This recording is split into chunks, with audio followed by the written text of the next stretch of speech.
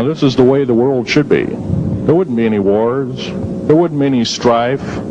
Or if there was, it could be settled in a peaceable manner in a handshake. And that's the original American way. And I believe that way is still there, however remote at present time. Now, I'm going to sum up this talk and mention an overview of the alien agenda. The alien agenda is completely decimate the planet, to take the remaining human subjects as slaves, and the aliens would use this planet for their own means. Number one, this cannot be allowed to happen. The world takeover plans of the New World Order, a direct carbon copy blueprint from Adolf Hitler's routine of 1933 to 1938, must not be allowed to happen. That includes the name, the New World Order. That was purposely used, folks, because most of us have been lazy. We have not read our history, and I'm talking to you because I'm one of them. We have not read our history books. Things have been omitted. Throw out basically what you've learned. I'm not asking you to believe me. I'm asking you to re-educate each one of yourselves and ask the unexpected of your public officials, of the people around you, your teachers. I'm not asking you to question authority. I'm asking you to question the teachers of this authority. Is this right? Is this law correct? If a law, one of the best statements to ever come out of the mouth of any human being, believe it or not, was, I think, by an incredible black man, the name of Jesse, not Jesse Jackson, but it was Martin Luther King, excuse me, said, an injustice anywhere is a threat to justice everywhere. That should be a motto that we live by. Not so much for the man who said the motto, but I'm sure George Washington said something similar. Who said, an uninformed populace is a populace in slavery. Now, our founding fathers had the unique gift 250 odd years ago, 200 to 250 years ago, of looking far in advance, laying out the groundwork of this wonderful two pieces of paper government we've got, the Bill of Rights and the United States Constitution, laying it out for all time. It is the best government probably since time immemorial, maybe the best ever.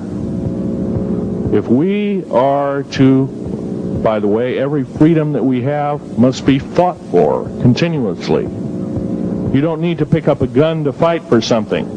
You need to pick up your mouth. You need to pick up your brain and read a book. You need to pick up your mouth and say, and when you hear somebody say, well, I believe in gun control, and you say, no, I don't believe in gun control, because guess what? You take away that right. What other rights am I going to be missing later on? Now, with gun control,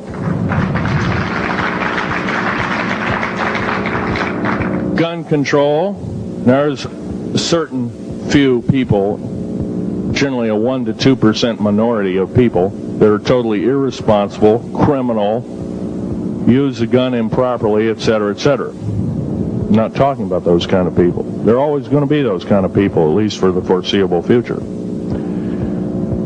The average person that owns a gun has prudence, has conscious thought of the knowledge of right and wrong, can and is able to defend itself, herself, himself, against foreign and domestic terrorists, so to speak. Now, gun control is an attack on your rights. If it is allowed to fully comply and go through, all of your freedoms will be removed within a 10-year period after the last element of gun control. So the attack of any right or the removal of any existing right is an attack and affront on every one of us in this room and should not be tolerated. That's that part of the talk. The overview is about underground mountain bases.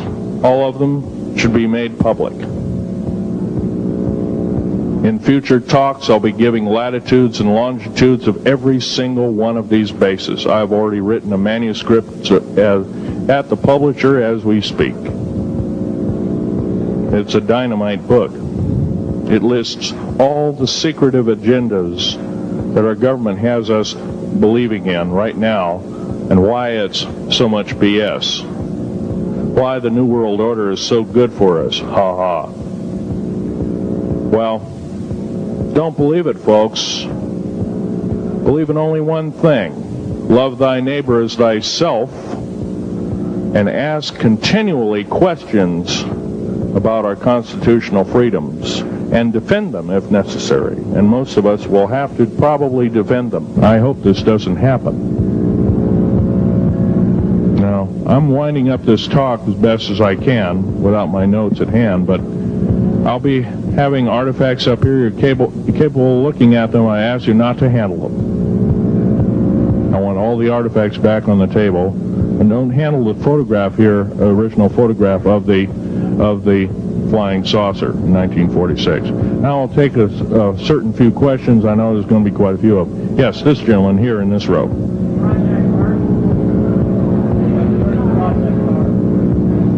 I've heard of Project HARP. I don't really know that much. It's designed to electrify the ionosphere, and they will be able to map all the underground bases. There was a crash of a Air Force plane up in Alaska last week, and AWAC plane. And it was on the last day of a Project HARP demonstration. Okay.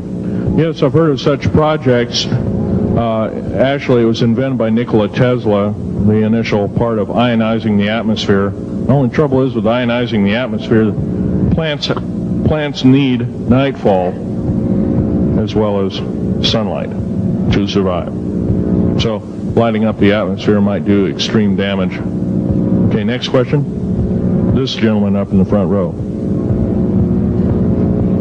Please speak up.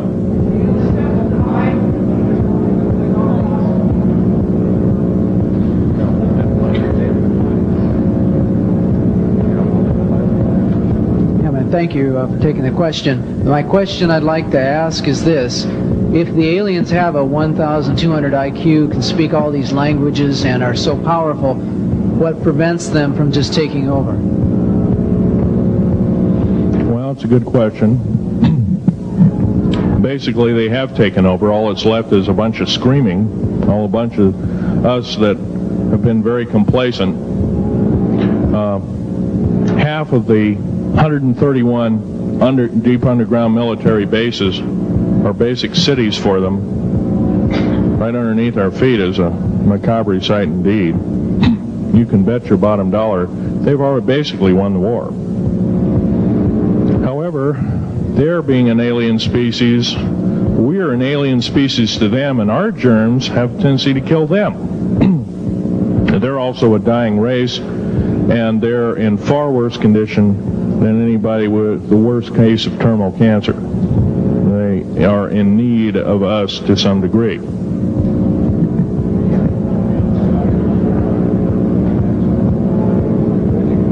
Okay.